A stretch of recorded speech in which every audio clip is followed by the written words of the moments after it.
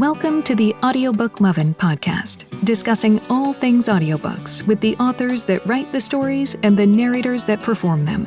Brought to you by Viviana, Enchantress of Books.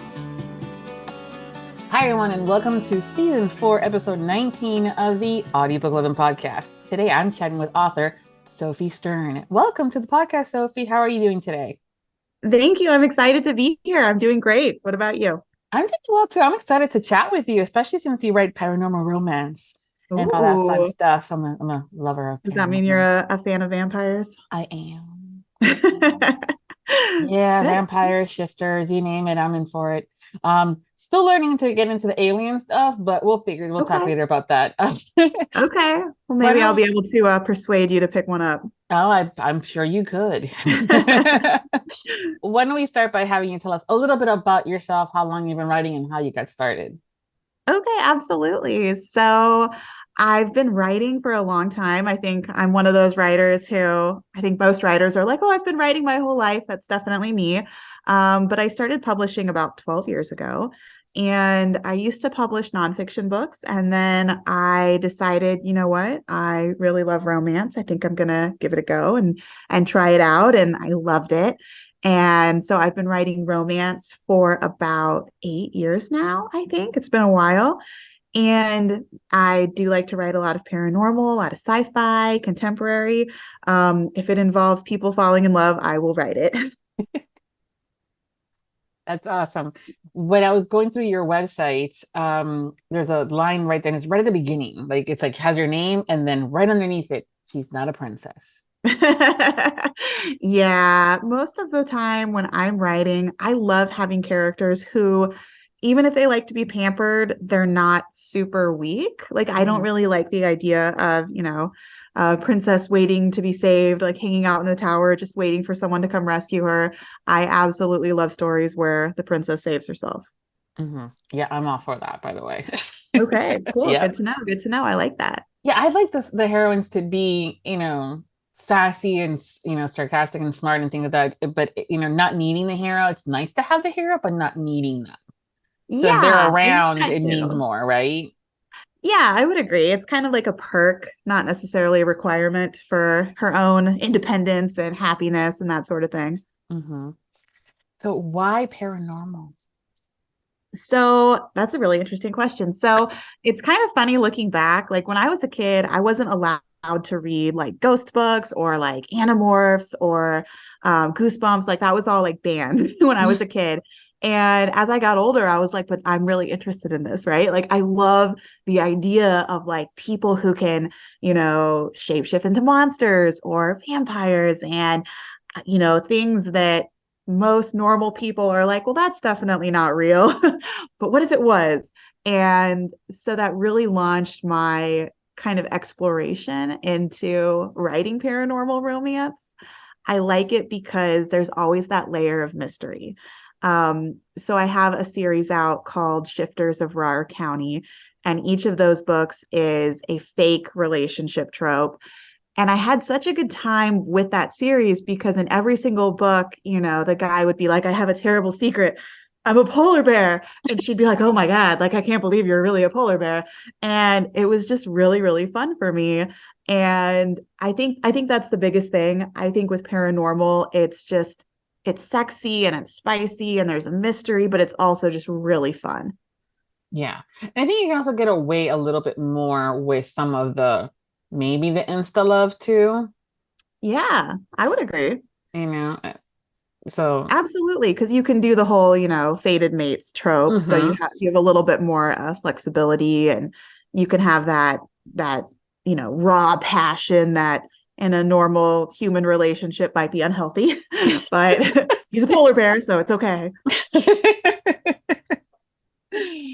Yeah, and it's funny too that you mentioned polar bear. I think years ago, as romance continued to get popular and popular, specifically in the paranormal side, we usually just had shifters into traditional werewolves. Yeah. And then we got into bears, tigers, and I think someone even writes a squirrel. They do, yes. So what are some of your favorite animals for your shifters to trans into? Okay, so I do tend to do a lot of bears. Like I really love bears. I'm kind of a bear person. So I have a lot of polar bears, and I wrote one book where there was like a cinnamon bear and a black bear and that sort of thing. But I also really love dragons. And the ultimate favorite that I've ever done though was I wrote a red panda book. Oh, And that was super fun because I didn't really know that much about red pandas before I wrote it. So I got to kind of go down like a YouTube rabbit hole of learning about them and, what kind of characteristics is this character going to have that kind of reveals that she's a red panda. So that was really very fun for me. that's too cute and adorable. No, it's sexy. Well, I think it depends. I think you said she, so it's one of those. I think we readers tend to be like, for the male shifters, we need them to be like polar bears, tigers, dragons. For the heroine, red pandas are fantastic. Okay, I'm you glad know, you agree. I'm glad you approve because that was fun. yeah, I think that it's just again kind of appealing to that whole more feminine, sweeter side. But then again, like I said, a very author there that people were like, "What about a squirrel?" And she wrote a squirrel, and it's the hero who gets him to be a squirrel. So, I mean, there's I something love for that. everybody, right? Yeah, absolutely. Well, and that's the fun thing. I was at a book event a couple years ago and I had somebody come up to my table and they were like, "Do you have any elephant shifters? Like, I just really love elephants and I'm looking for elephant shifters." And I didn't. And I actually still don't. I need to write one. But I was like, that's so interesting that everybody has something that they are passionate about and something that they want to see in a book. Yeah, I did see this TikToker one time talk about the whole shifting into an Yeah. animal, and they were like, I don't think I would want to either be reincarnated or shift into like a dangerous animal. I think I would just want to do like a dog or a cat and end up in a good home that gets pets and fed on a timely schedule. And I'm like, smart. No, I'm there for that. That actually sounds really relaxing. Just have somebody take care of you. Hmm. You're safe. You get to be in a warm house. Absolutely. Definitely in the reincarnation, like my next life, cat at a good home. At a I good like home, you have to have that caveat, because with yeah. my luck, I'll be like an alley cat trying to figure out where to eat. And I'm like, no, Be no. all mangy, Yeah, too kind of cold. feral. Like, yeah, it's like that. Yeah. Remember that one time? Yeah, no. That's You also amazing. you also mentioned and you nearly went with vampires. What was it or is it about vampires that made you like want to write it specifically in a romance? Ooh, okay. Another great question. So, one thing I like about vampires, just like, in vampire lore in general, is they're just very passionate and often over dramatic. And I really think that's very interesting and kind of fun to write because a lot of times, if you're into like vampire horror, like horror movies or books or whatever, those vampires are very over the top and aggressive. And I think with romance, you kind of get to see like the softer side of that too. Like, okay, they're really mean and powerful and strong, but they're also like overly sad when something very small happens. Like they have a slightly bad day and it just ruins their whole day and they're very broody about it. So just getting to play with those really strong emotions, I think is really interesting and fun. And then of course, the limitations of, well, they have to drink blood and that always presents a lot of really interesting story elements that you can kind of wrap together because it's a really real problem that vampires have, no matter what the book is. Yeah, sourcing of the food. Sourcing. Oh my God, I love that. I'm taking notes. I'll be using that word in my next book. Can you imagine Sourcing. having that conversation with a bunch of new vampire friends? Like, so hey, where do you source your food from? Yeah, where do you get it? That'd be What's good. going on? What's the best restaurant around here for good blood? Well, we're responsible for when we get our intake.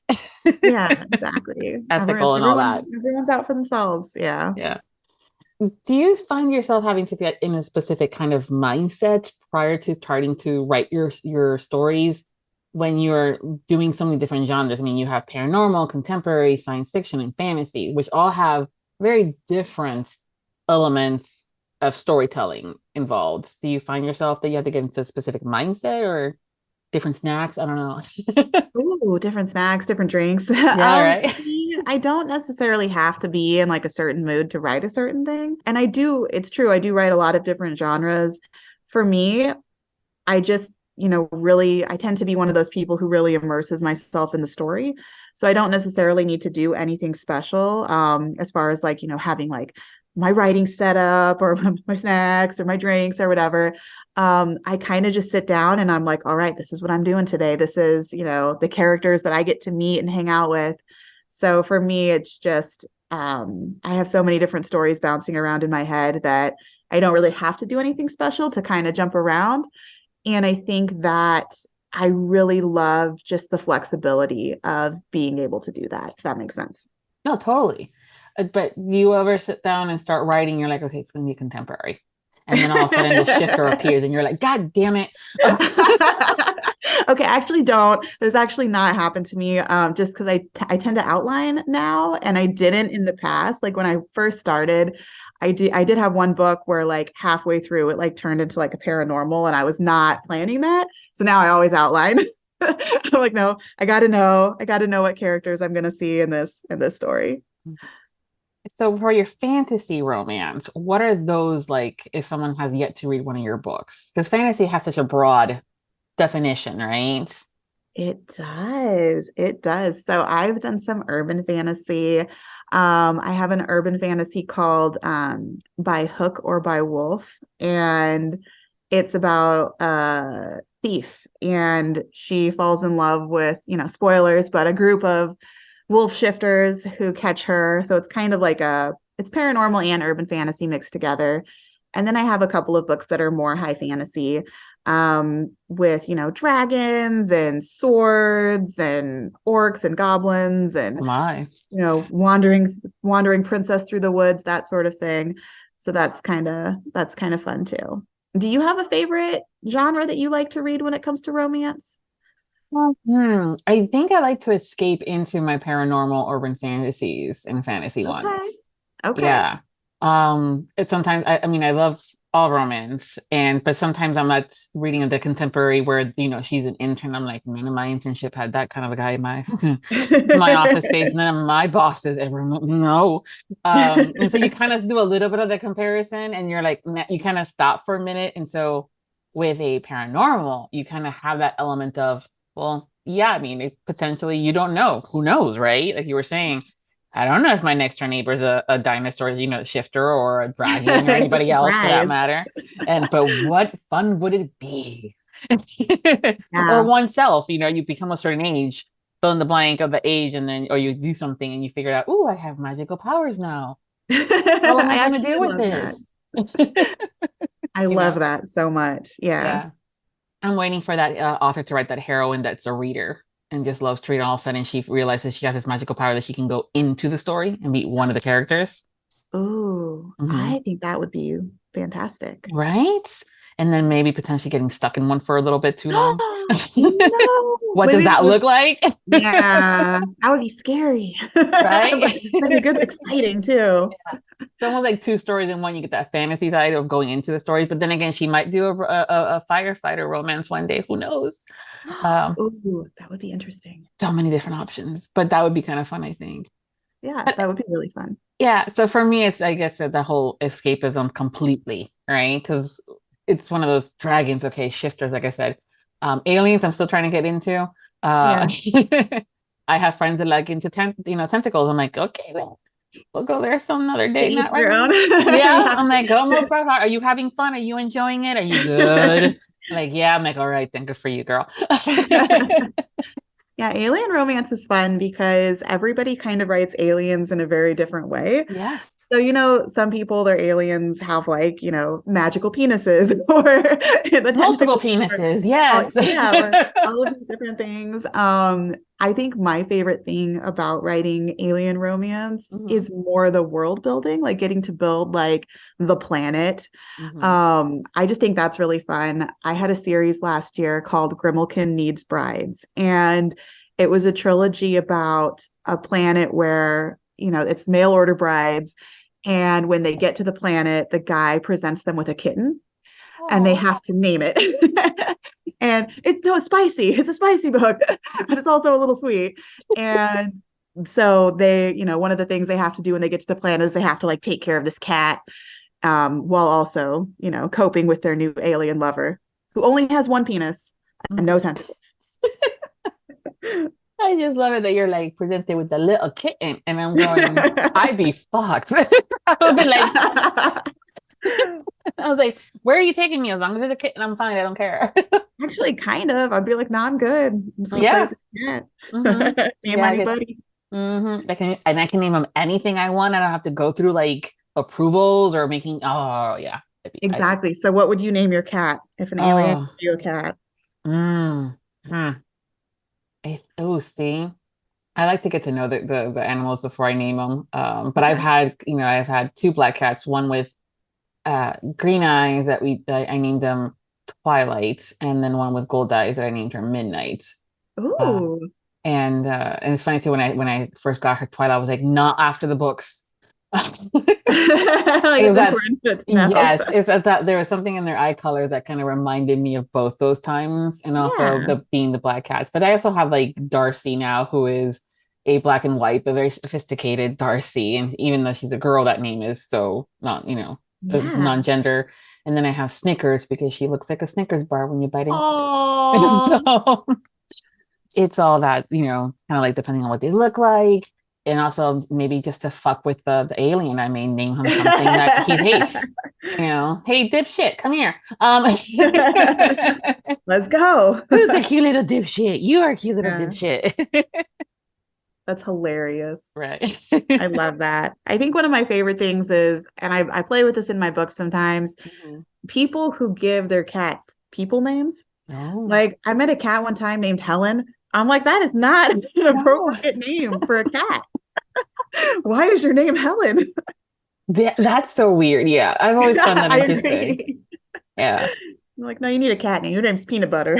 Yeah. Well, I have Nico, but I named him, and so he's my pit bull mix, and I named him after a character in a vampire book by Laura Adrian, and he was a Russian vampire. Who was the arms specialist, and he likes to make things go boom, explosives. And favorite, one of my favorite series, but also from a character's perspective, he was also the guy that blew shit up, right? Yeah. And so everybody was like, oh, he's explosive, he's volatile and violent, and pit bulls have that negative connotations with them, but he is the most sweetest ooey gooiness inside, and so was the character. He was very sweet and loving and took care of his people and those that he loved. And my Nico is the exact same way. He's actually non-confrontational. He'll walk away. So that's so sweet. Yeah. So just those little things like that. Those are, how the personality comes out, or if a character really sticks out. I'm like, Nico. Yeah, I like that. Of course it was unique. You try, because Helen's fine, but that's also common. Yeah, I like it. Yeah, it's perfect. So now that you already are writing the spicy paranormals, the contemporaries, the sci-fi, and fantasies, is there a subgenre in romance that you have yet to write in that you're like, ooh, next? So I haven't written any historical romance. And I'm not sure if that's something that I will do, but I have been thinking about it because I've been reading a lot of historical romance, and there's just so much to learn, and it's really just a very cool subgenre. But I went to an event last year here in Kansas City called Romance Genre Con, and the theme was like historical romance. So there were a bunch of historical romance authors, and we played trivia. And I was like, wow, I am really dumb. I was like, I don't know any of these words. I don't know what any of these things are. And all the historical romance authors were like, here's 8 different names for a covered wagon, and here's 17 types of hats. And I'm like, you guys are so smart. Like, I feel like I would need to study before trying to dive into historical romance. But I do think that would be really fun in the far off future to write at some point, just because there's such a different vocabulary that you really have to know. That is true. And it is, I will say, I have a friend that writes historicals, and it is a lot of work to get the accuracy, because the reader will tell you otherwise. Oh yeah. Yeah. I believe it. And, I enjoy that with with alien romance because you can just make up whatever you want and it's real because aliens don't really exist. And, you know, I had a book that one of my first alien books was called Alien Beast, and there was rainbow water. So like the water was layered in different colors of the colors of the rainbow. And I got a review from a reader and they were like, No. this doesn't exist. It's impossible. And I was like, Oh. but aliens don't exist either. And it's my pretend world. And of all the But things, that's the one that you're gonna bust out with. It's not real. and it was, you know, it was fine. But I think that, you know, with, like you were saying, with historical romance, readers really do know a lot and they pay attention and they know a lot about specific eras of history. And so if I ever do take that leap, I'm going to spend a lot of time studying ahead of time because I think that's pretty important. No, it is. The accuracy from that perspective, I think, Yeah. is important. It can take someone out. Some readers like myself, Victorian era, something else era. It's a historical and there's a corset. Okay, good, I'm got it. Yeah. Duke, Duchess. Okay, good. Arrow. All right. It was sometime in the past. Yeah, the details, whether this is the accurate dress type based off of the lapels of them going, that's not me. I'm not gonna be that reader. I'm just gonna be I like, love that. you know, Yeah. but others are, and that's Oh, yeah. unfortunately what matters. You could always write you know, one of those paranormals that jumps back in time for a little bit just to see if you actually Ooh, liked it. that's hilarious. That's a good idea. I like that. Yeah, have the heroine bust out. Nope, corsets are too tight. Not going there again. Thanks. I'm uncomfortable. Can't breathe. Yeah, Yeah. I'm ready to go back to tank tops. Yeah. Well, yeah. The corsets are not fun. As a girl that sometimes dresses up for her Renaissance Festival trips, Oh, yeah. that can be fun, but at the same time, like, oh my God, at first you're like, I can't breathe. You get used to it after a little bit, but then you're like, you have the best posture though, ever, Oh, yeah. That's for sure. for sure, with that corset. But Yeah. yeah. Plus, it's a big confidence boost as far as like Renfest. Oh Like when yeah. I dressed up for Renfest, I'm like, wow, I look so good. Like I should look like this every day. And then the Oh. next day, I'm like, no, I just look normal again. Things are so nice and tight and up. Okay, great. Not anymore.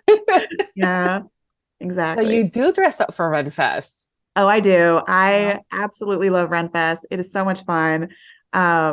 I usually do like the same cosplay like every year. I Mm-hmm. usually do like a pirate outfit with like a corset and a skirt and the boots. Mm-hmm. And then this year I finally got like a belt with a little bag, the little leather bag on it. So pretty proud of that upgrade. What about you? Do you change outfits every week when you go, or do you have like a specialty? No, I don't. I usually try. Here's the thing. My husband loves them, and he's the one that goes full-fledged out. Like he has a medieval knight armor costume of sorts. It's a heavy plastic that looks real. Oh, And so wow. the whole suit of armor kind of a concept. So he'll go dressed down in that. The last time that we went, I think it was before the holidays to a Renfest, he bought his official chainmail. So now he has a real chainmail shirt. So he's the one that likes to go out and get all galled up for him and, you know, cosplay for it. I think I used to really like it, but then I had girls busting out, can you take a picture of us and hand me the camera? To Oh, take pictures of yeah. them with him. And I'm like, fine, whatever. But I do have a light pink velvet princess, you know, with the bell sleeves, Yeah. and then the corsets that is almost like a tank top that has the tops, like the shoulder tops in Yeah. purple with the black velvet on it. And then I have another black corset. So I want to get boots next and then add a That's so skirt. cool. Those are the two things that I'm looking at for next time. And That's fun. amazing. Yeah. And funny enough, here in Florida, we have like a really big one by close to Tampa, and that's about an hour from Orlando, and Okay. where it is. And there's a bunch of other ones. So I'm like, Renfest schedule, where we go on the weekends. But those are fun. Again, kind of like the paranormal, you kind of get transported into time, right? You walk in and you're like, oh, look, beers, lords, and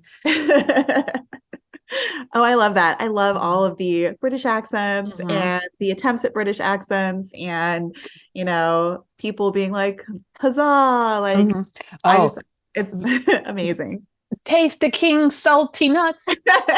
Taste the king's salty nuts. And it was like those literally like almonds that were like I like the cinnamon sugar ones. There were some that were salted, and so they're passing around like, taste the king's salty nuts. I'm like, okay, we can do this. Like, I'll do it. I don't even need Yeah. to know any more information. Nope. Salty, king, nuts, give Yep. it to me. I'm here for I'm like, romance entry waiting to happen here. it. What could possibly go wrong? Right? And I'm that friend that makes anything to a sexual innuendo, so I'm busting out laughing. Oh yeah. And my husband's like, really, Viv? I'm like, yeah. He's Yeah, because it's all funny. like sort of disappointed in your behavior. Mhm. Well, after 20 years, I think he's used to it, but he still blushes when I bust that out of something. So it's always a perk. That's fair. That's fair. I like Yeah. that. And so for the romance, do you get inspiration by, like, sometimes people watch TV shows or movies or real life inspirations? Where do you Ooh. get your ideas for these romances? So for me, it kind of always comes from like a different place. So my latest series I'm writing is called Sweet Nightmares, and it's a polyamorous vampire story. Obviously, I have not, slept with a group of vampires, sadly. So it's not from not from real life, but I would be open to the idea if it ever presented itself to me. But for me, I kind of just, I have a lot of different ideas. I tend to start with characters. So in this story, there's a character who she works part-time at a bar. She's trying to find a better job. Everything kind of sucks. And I thought, well, what if all of a sudden nothing sucked? What if she walked into the woods, found a group of vampires who are rock stars also, and they were like kind of into her? Like, what happens then? So for me, I tend to start with random characters and then just asking myself, how would this person find love, or how would they handle meeting a vampire or a shapeshifter or a dragon or anything like that? I love that. It's also interesting that you're like polyamorous. I think right now people tend to do the whole reverse harem thing Yeah. more so, and it's basically the same thing, more or less, depending on the dynamics. I think it's the only thing that changes. Don't quote Yeah. me on that. I need to do the research more. But anyways, but I think I am more open to reading reverse harems when they're in the more in the like paranormal side of things versus contemporary. That Just makes because sense. I think just because I'm more, well, no wonder they're not jealous or anything like that, because that's part of their norm. That's Actually, yeah. cultural. Versus Yeah. me now, I'm like, no, no Well, and sharing. I think when you're writing contemporary romance or when you're reading it, exactly what you said. Like a lot of times we compare our real life experiences, oh, if this was me, I would definitely feel jealous or anxious, or, I would be annoyed if somebody did that to me. But when it's a paranormal, it's like, well, none of this is real. This is a pretend world. So it's okay to just kind of sit back and enjoy it. Hmm. Yeah. So aside from creating the characters and then the world building, is there a particular type of scene that you're like, oh, we're gonna get to the good one, and not just the steamy ones, but sometimes I know for some authors it's like the bantering when they're totally just being real bantery to each other. Do you have that type of scene that you like to write? Favorite scene to write? Okay, I've never been asked that question before. It's such a good question. I don't know if I have a favorite scene in particular, but I do really enjoy dramatic reveals that are totally over the top. Um, so like with shapeshifters, like I really love when there's a shapeshifter and a human, and the shifter reveals themselves, whether it's the guy or the girl, and the other Mhm. person is like, yeah, I know. Like I really love when the shapeshifter like works up this like, I'm gonna have to tell them my true identity, and the other person's like, yeah, you're not that sneaky. I figured it out a long time ago, chapter two. I think that is really fun. I love writing spicy scenes too. Mhm. I have a really good time with that. But as far as just like general scenes, I just think that's really exciting. And I always laugh when I'm writing. And so I hope that my readers do too, because it kind of brings a little bit of reality to the story. Mhm. Like I feel like if you were dating someone and they were like randomly like sneaking out and running naked around the woods, you'd be like, something's off there. Like that's not normal behavior, even for a billionaire. So it's it's kind of fun. Billionaire. shapeshifter runs in wolves, gets caught. I have a terrible Paparazzi. secret. I'm also a polar bear. Right?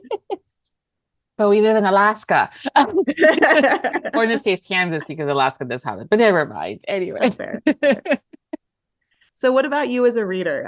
Do you have a favorite kind of scene that you enjoy reading? Like when you're like sitting like in your, your bubble bath with the rose petals and the candles lit and your glass of wine, what scene are you like First of all, do you have like cameras in my room? It's a lucky guess. Nose. No, that reminds me, I didn't need to about the bubble bath. It has been a while for self-care. But anyways, Yeah, you deserve it. I think honestly, when there's really good banter and she's sarcastic and he's just getting frustrated and she's just witty back, like not letting him have it, especially when most of their lives the hero has had it his way, or for whatever reason he's the alpha in the pack, or he's the sexy guy and the friend of the jock or whatever. And no one's really told him, just no, you're not that hot and go fuck off. And he's like, wait, what? And he's kind of like caught off guard and she's like not easing up on it, right? And I think those are kind of my favorites when there's witty banter and they're fun and sarcastic. Probably because I'm sarcastic. Maybe that's it. Yeah. No, I like that. And it's always really fun. I know exactly the type of scene you're talking about. It's really fun because usually the guy, he's just like offended that she's not impressed with him. Like he's taken aback. Yeah. Like, what do you mean you're not impressed that I'm the captain of the football team and a dragon shifter and my dad's a billionaire? He's adding all these tropes in there. You gotta have like 5. Like, what do you mean? And she's just like, you're not that cool, dude.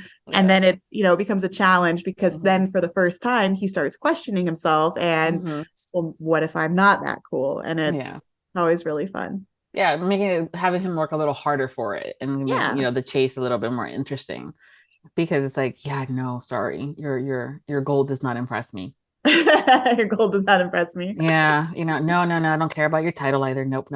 But then like, oh my God, you know how to make pancakes? Oh, and you gave me a kitten. Amazing. Right? I know, right? I think also too those little things, those little gestures that, the tucking in at night, or making sure that you have the coffee ready for the next morning so you don't have to worry about scrambling and things like that. Those little things sometimes when those attention to details are like, versus the big, big roses and limousines and caviars and all that fun. I'm like, I just want pizza and ham. Well, and that kind of brings, the reader back to reality a little bit too, though, because I mean, if a guy showed up with a helicopter and wanted to take me on a date, like that's never really going to happen. But somebody could show up with pizza and wine and my favorite movie and be like, let's hang out. Let's watch National Treasure. And I'd be like, okay, go for it. Totally. If the helicopter thing ever happened to me, I would have been like, really? I'd be like, no, I'm good, thanks. Do you not know me at all? No, I don't do roller coasters for a reason, dude. Oh, that's funny. Yeah. So, that's again one of those moments where you're like, what, you're not impressed? I'm like, no. Get the right beer though that I like. Yeah. Yeah, like you remembered my coffee order. Like, yes. Yeah. Those little moments. And I think it's when those are also too those little details when they're in a book and the opposite one that's getting the details given to them, get a little bit like, oh, they remembered. Like that little those, and then they start adding up in that fall. Like I'm also good with a slow burn. I'm fine with insta love, specifically more so in paranormal than anywhere else. Yeah. But I also like that slow burn where they're like getting to know each other, and they're like, oh, you like this? I'm like, yeah, no, I don't like that. And things like that. So yeah, that can be really fun and very satisfying when they finally do get together. Yeah. You're like, finally. Didn't you want a slow burn, Vivian? Yes, but still, finally. Yeah. Oh my goodness. You're going to be fun at Denver. I know. I can't wait to meet you. I am super excited. I think we're going to have a really good time. Yeah. It's for the listeners, the Readers Take Denver event's happening March 30th through April 2nd, and she is one of the authors that's going to be there. At the signing. I'm super excited. Yeah. I can't wait. I think it's going to be a fun event. What are you looking forward to the most when it comes down to this convention, as far as signing goes and things like that? Okay, yeah. So my favorite thing is just getting to meet other people who love books. So when I meet people at events, whether it's other authors or it's readers, and whether they've read my books or they have no idea who I am, I just love getting to talk to people who like books. And for me, I feel like a lot of times in real life, when you meet someone, you're like, "Oh, I like to read." They're like, "Well, that's lame," and you're like, "No, it's really cool, actually." So when you go to events like this, especially this one's going to be big, so I think it's going to be really cool. Um, just getting to walk up to literally anybody and be like, "What's your favorite book?" and they'll give me five. Hmm. I just think that's really cool. What about you? What are you most looking forward to? Oh wow. I like so from this perspective, having talked to you guys, I like finally getting to meet you guys, and I sometimes do just kind of go up to your table and like, hey, and they're like, oh hi, how are you? And you guys have no fucking clue who I am. And I'm like, then I'm like, it's Viviana, and then they're like, still no fucking clue. I'm like, Enchantress. Aw. Oh my God. It's like everybody kind of knows me more so as Enchantress of Books, and or the girl now with the blue hair. So now I'm also thinking, should I change the color just to spice things up a little bit? Just to taunt the authors who don't recognize you with your new purple hair. Right. No, but it's just one of those, just meeting you guys and kind of having that connection, especially when even with other readers that you are online Yeah. all the time, chatting one thing or another. And if the author and I have a bit of a friendship going on where I'm like, I'm reading the book and I'm like, girl, I'll send her the text. Really? One more, you're gonna make me wait another chapter. And they start laughing, like they're like, yeah, ha ha ha. They're all mean about it. Yes. I had one that was busted out with dun dun dun, and I'm like, oh, you bitch, love you. Oh, I love it. Like, this is just mean. Mhm. Yeah, and just getting the author's signature sometimes for the books that I love. Because I listen to a lot of audiobooks and the ebooks, but when I really love a book, I have to have the actual physical copy. So I'll buy those and I'm like, sign per favor. And they're like, early Viv, and I'm like, you just sign it, damn it. Please sign my book. Please, Yeah. yeah, but Denver's going to be lots of fun. There's a bunch of panels going on. There's a bunch of narrators that are going to be going.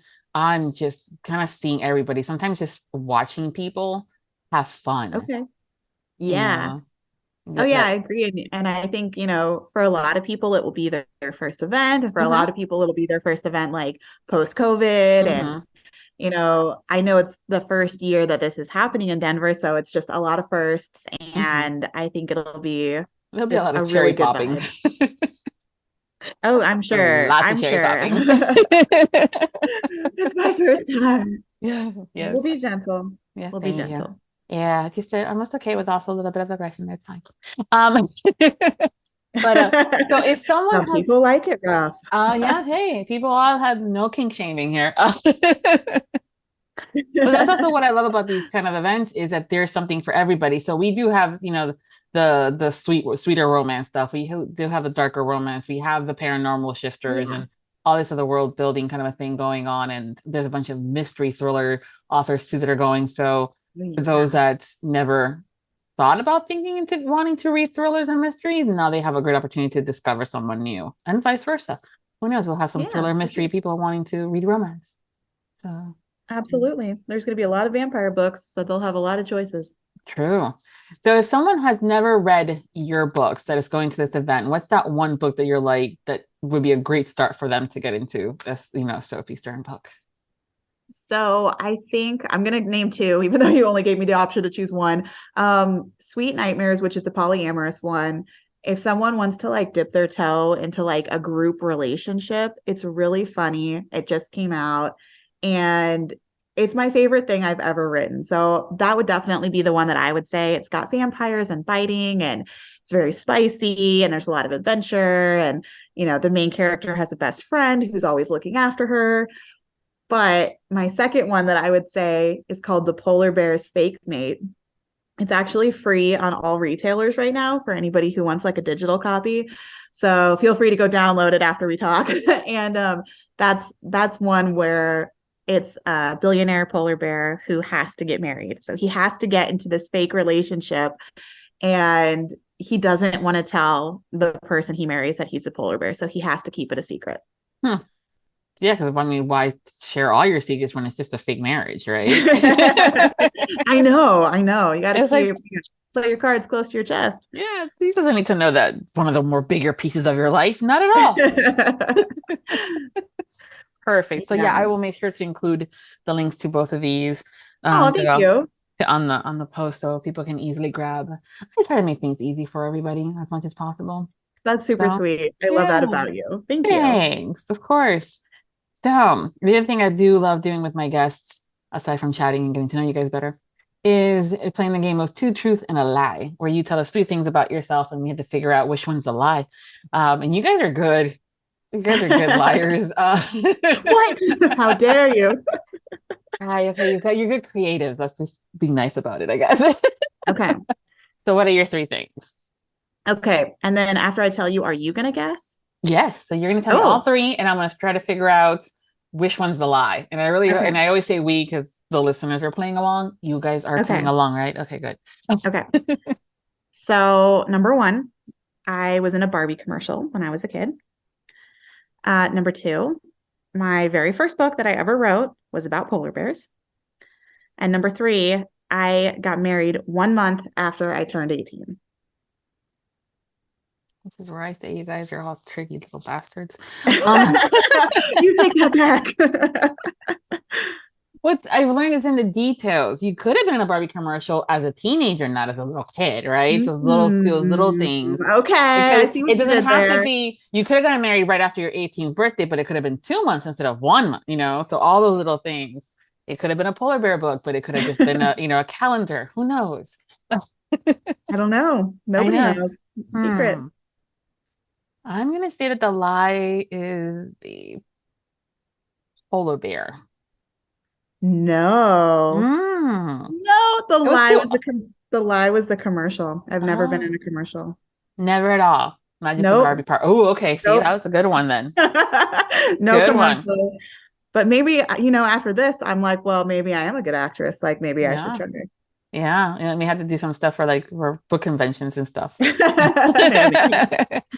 I thought the polar bear was because it was too obvious. Like, really? Her first book ever? Polar bears too? Come on, no. I know. And I did not plan to just talk about polar bears the whole hour. I'm sorry. No, you're good. Well, great setup, by the way. Completely threw me off, so you're good. Okay. Sneaky. Well, I'm interested to hear, how many other people guessed that. Guessed it, yes.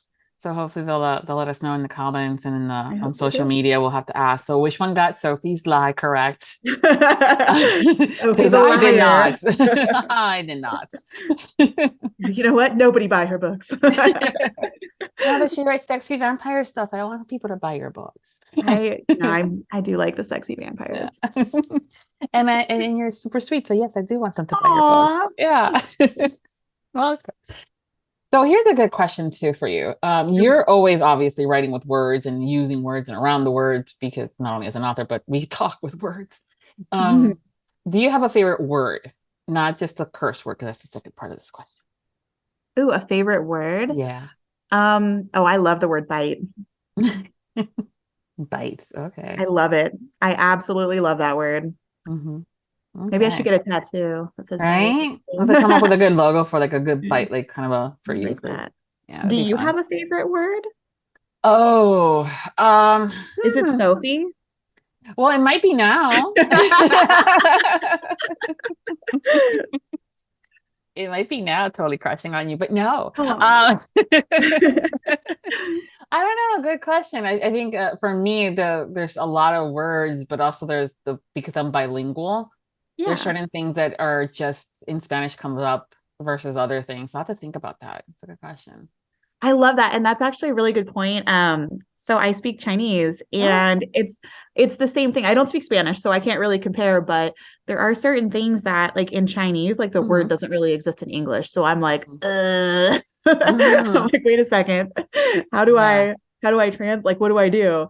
Yeah. So that's a really good point. That's a really interesting problem to have. Yeah. Do you ever get caught in that moment where you're like English, and then poof, the word does not come in your English, but it comes in that other language? Yes, Oh, so I do frustrating. do that.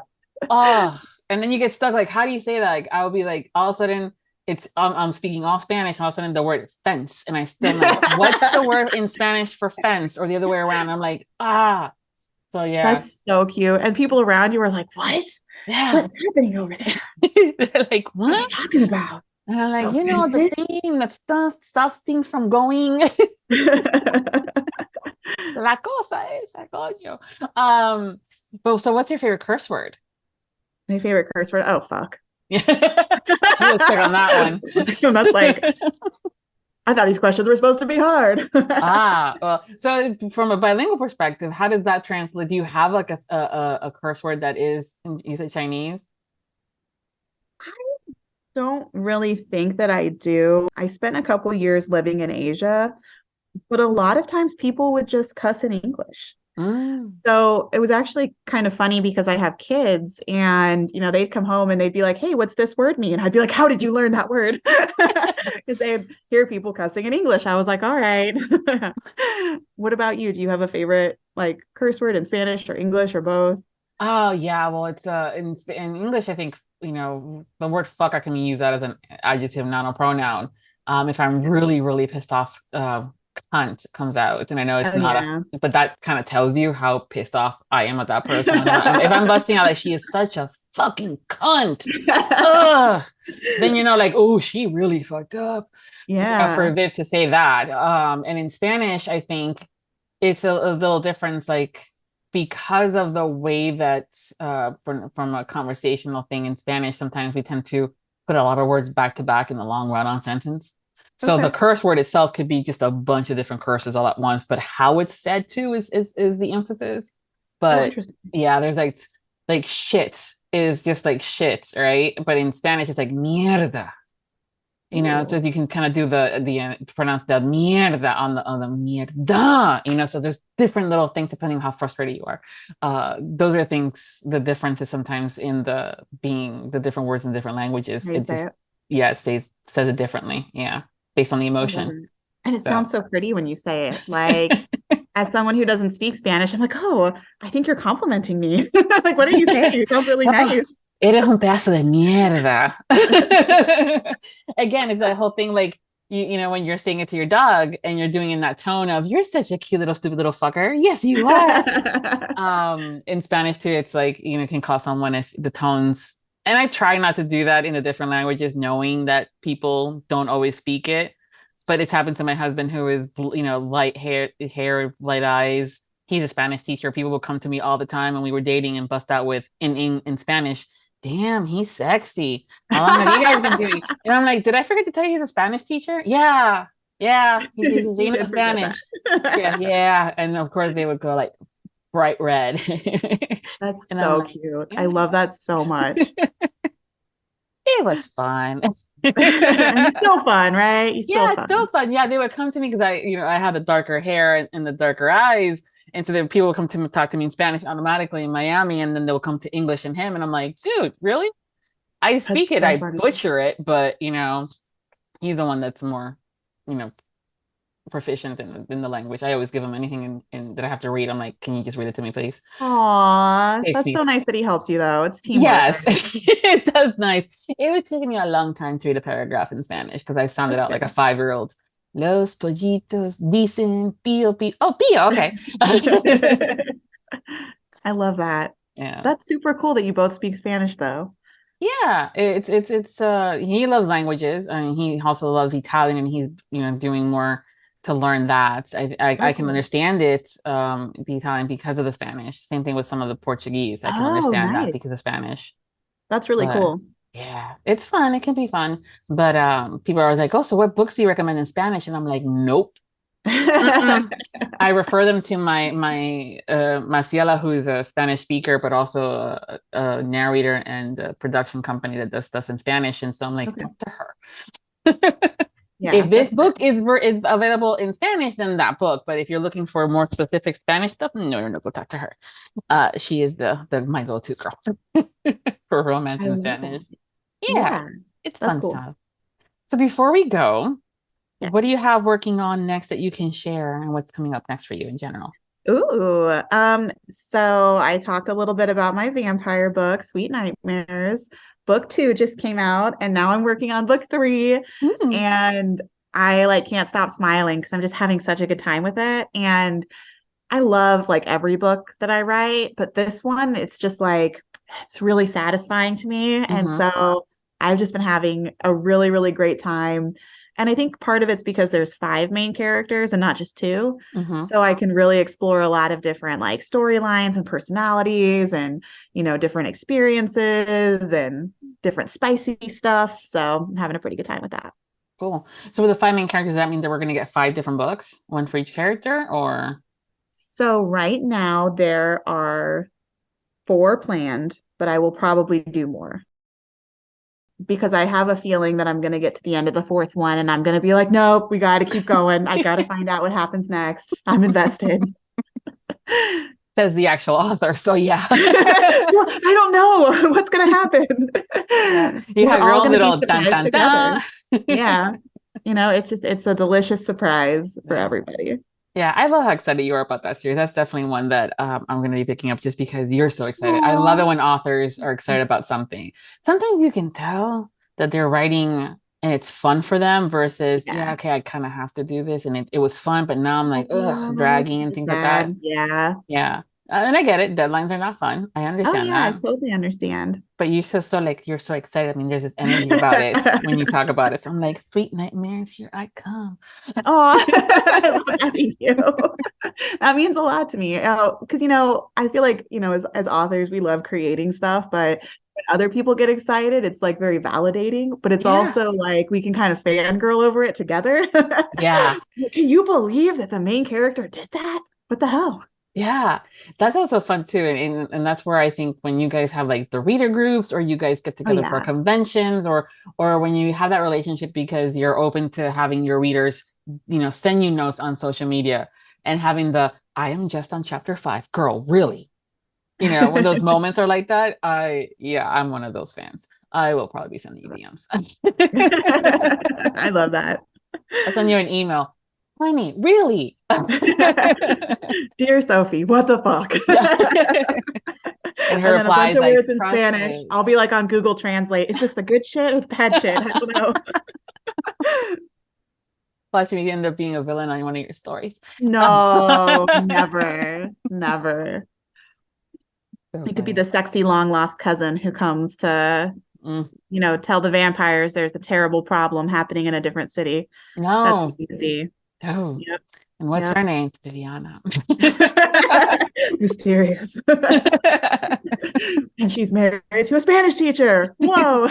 Well, remember, it's not real, so you can totally make me single. He's a shifter who happens to also be a Spanish teacher. Maybe then that would be okay, right? Okay. You could be married to they'd be like, you're married to a polar bear. You'd be like, no, I wanted to be married to a vampire. Sophie, this was your chance. Make me happy, lady. Come on.